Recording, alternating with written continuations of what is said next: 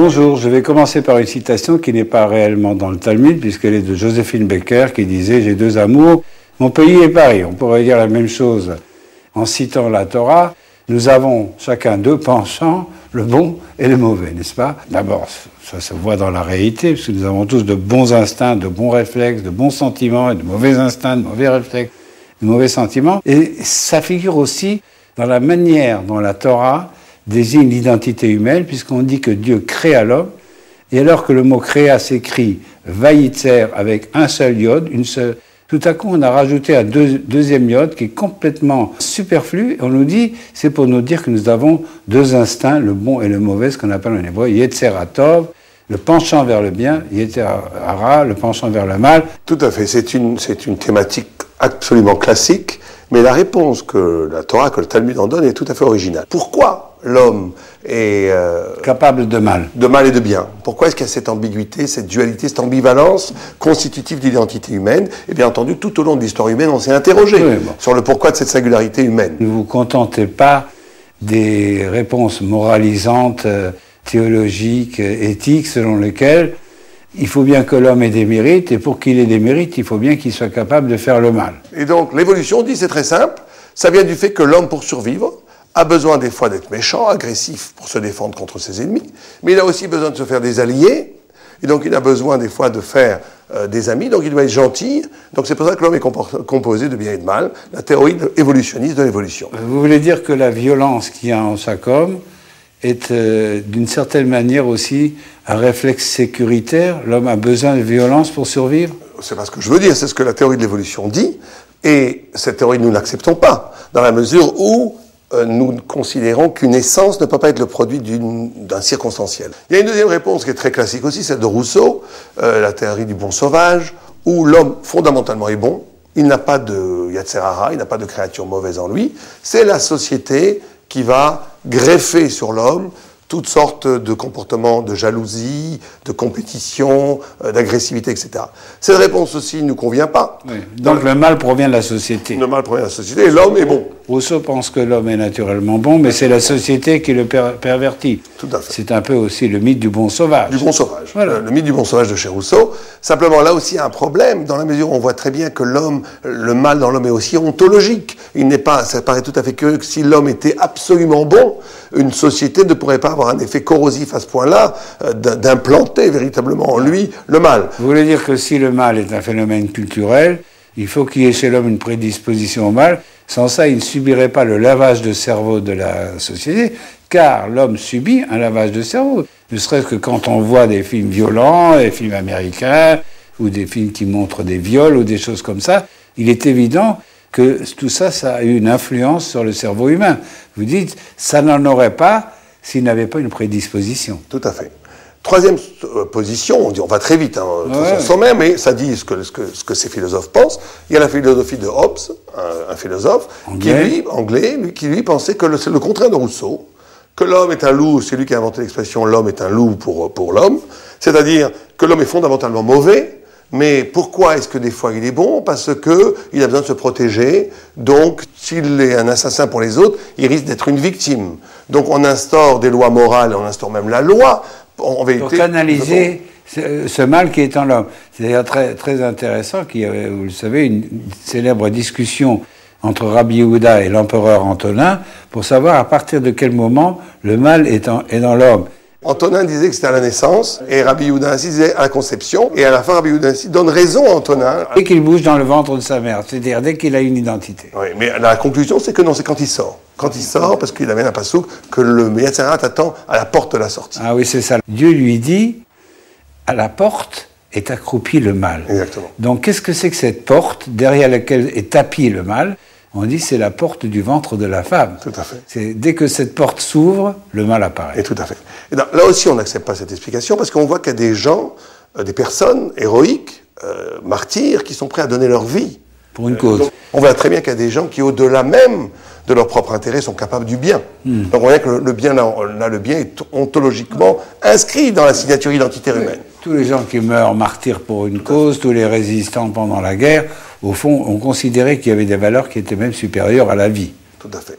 Il y a on ne peut pas l'éviter, l'interprétation de Freud, de la psychanalyse, qui pense que tout est pulsionnaire. Il y a des pulsionnaires de vie qui se traduisent sociologiquement par des notions morales de bien, et une pulsion de mort qui, lui, se traduit par la violence, la destruction, etc. Bon, là aussi, on n'est pas d'accord dans la mesure où ça réduirait l'éthique à une conséquence de la pulsion, ça ne serait qu'un dérivé de l'économie pulsionnelle dans l'homme. C'est inacceptable pour un homme de Torah. Non, vous considérez que la Torah ne serait pas d'accord avec Freud sur le fait qu'il y a une pulsion quand on dit que nous avons deux penchants, le bon et le mauvais. Oui, ça correspond à ce que Freud dit sur l'instinct de mort. Tout à fait, mais cette pulsion, chez nous, est liée originellement, métaphysiquement, par un statut métaphysique. C'est-à-dire que ce n'est pas la métaphysique qui est le résultat, qui est le dérivé d'une balle pulsionnaire purement naturelle. Ce n'est pas purement physiologique ou psychologique. Tout à fait. Lévinas disait que de donner à manger à celui qui a faim, d'être sensible à la détresse d'un autre, c'est peut-être beaucoup plus spirituel que quelqu'un qui va prier toute la journée. Parce que prier toute la journée, c'est rester toujours avec moi-même. Oui, alors que la spiritualité, c'est la capacité d'intégrer l'altérité, c'est-à-dire l'autre, dans le diktat de l'ego, de la fermeture de soi. Je cite souvent ce magnifique texte d'un grand moraliste juif, Rabbi Israël de Salant, qui disait « Les besoins matériels des autres sont mes propres besoins spirituels. » Oui, il allait même plus loin, parce qu'il disait comment ça se fait que la Torah ne parle très rarement du souci spirituel de l'autre. Il n'y a qu'un passouk, tu feras des remontrances à ton prochain pour le mettre dans le droit chemin, il n'y en a qu'un.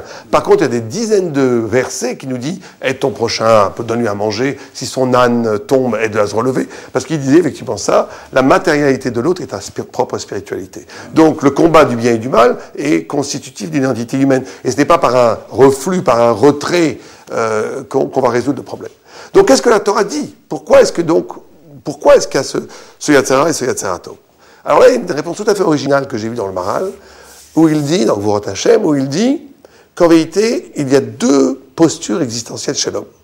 Un qui va être le féminin, il commente un des textes, vous savez que c'est deux Yud que vous avez évoqués, il y a trois propositions elles-mêmes dans la Torah, dans le Talmud, il y en a un qui dit c'est le bien et le mal, justement, l'un qui dit c'est si je ne suis qu'avec Dieu, mon corps se venge, il y a une sorte de douleur. Une de ces deux lettres désigne en haut et l'autre le bas. Exactement. Et si je ne suis qu'avec moi-même, mon âme pleure, je suis insatisfait. Et la troisième, c'est féminité, masculin. L'essence de l'homme serait cette capacité de la dualité féminine et masculine. Ce qui est intéressant, c'est que le Talmud considère que chez les animaux, il n'y a pas de féminité et de masculinité. Il y a bien sûr des mâles et des femelles, mais elles ne sont pas représentantes d'une essence de l'animalité. C'est-à-dire que le Talmud dit une chose qui est très originale, que la science a mis du temps à découvrir, à savoir qu'il y a du masculin et du féminin en chaque être humain. Chacun d'entre nous. Et que c'est justement cet équilibre du masculin et du féminin dans chacun d'entre nous que s'opère la vraie intrigue, le vrai choix éthique du bien et du mal. Alors comment?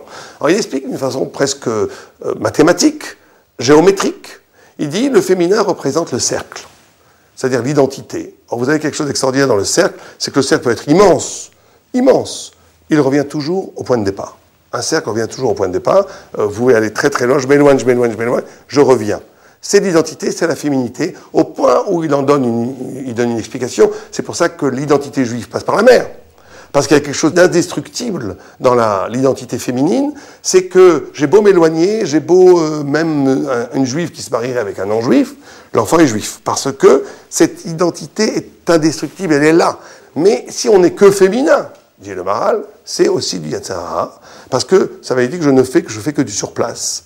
Or, l'homme a été créé, l'anagramme du mot Adam, qui veut dire homme, veut dire aussi méode, veut dire beaucoup. L'homme a été créé pour se dépasser, pour créer quelque chose de nouveau. Vous connaissez très bien ce Midrash dans l'Agmara, où Tourneroufus, un gouverneur romain, se frottait toujours en discussion avec Rabbi Akiva, et il disait, pourquoi vous faites la circoncision, la Brit Mila? Dieu vous a créé comme ça, acceptez-vous tel que vous êtes.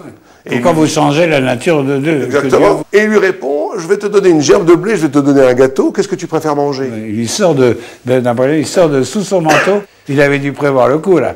Il lui sort un morceau de blé et un morceau de gâteau. Il dit, qu'est-ce que tu prends? Et il lui dit, bien sûr, le gâteau, c'est-à-dire que la nature est faite pour être parfaite. Alors attendez, là, il faut aller jusqu'au bout. L'autre lui dit, attends, le blé a été fait par Dieu, le gâteau par les hommes. Bien sûr. Donc le gâteau, il est l'achèvement de ce que Dieu a créé en faisant du blé. De même, Dieu crée l'homme à l'état brut, et la circoncision, c'est l'achèvement.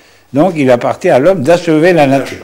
Mais là aussi, dit le Maral, si l'homme n'est que masculin, comme on va dire le masculin est le contraire du cercle, il est une ligne qui s'éloigne de son origine, il peut tomber dans le piège qui est je me bâtis moi-même, j'oublie le pourquoi j'ai été créé, j'oublie mon origine divine, et donc je deviens le lieu même de mon absolu, le mot même de mon sens.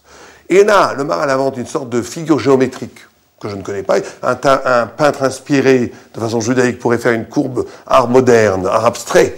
Il faut créer un cercle qui soit en même temps aussi une ligne. Un cercle et une ligne en même temps.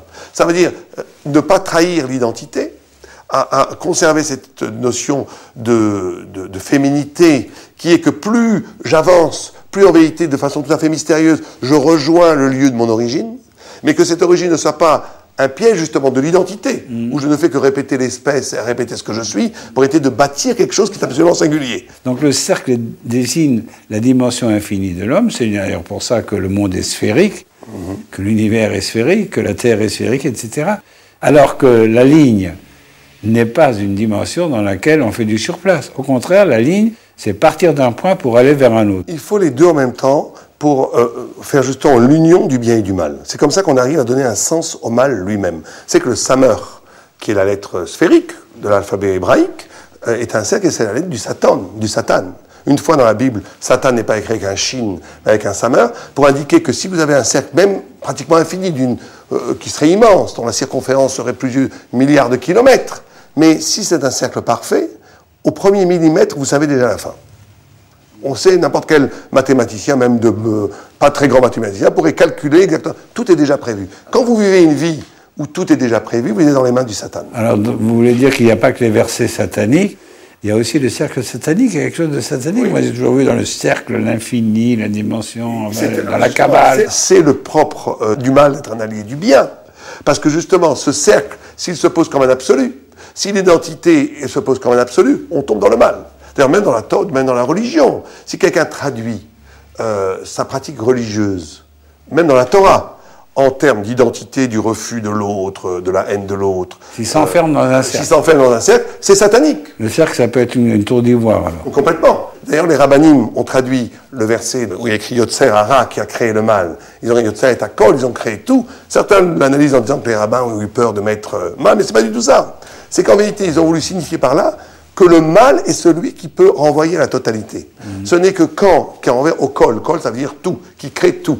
C'est que quand j'ai intégré dans ma vie, que j'ai utilisé les pulsions du mal qui sont en moi, le Yetzer Hara, quand j'ai utilisé cette force centripète qui fait que tout revient à moi, que j'ai utilisé cette identité pour la mettre au service ou en alliance avec la ligne qui fait avancer, et que la ligne ne me fait pas oublier mon identité, que je rejoins la totalité. À ce moment-là, je suis dans une dialectique qui fait que plus rien ne m'est étranger. Je suis en même temps moi profondément, mais en même temps tout me concerne. Mais je ne suis pas perdu, je ne suis pas arraché par la ligne de la vie, parce que cette ligne me renvoie aussi à moi. Oui, c'est-à-dire qu'être homme, ça veut dire finalement suivre une ligne, suivre la bonne ligne si possible, et savoir aussi être dans le cercle, qui est à la fois le cercle divin et le cercle des amis.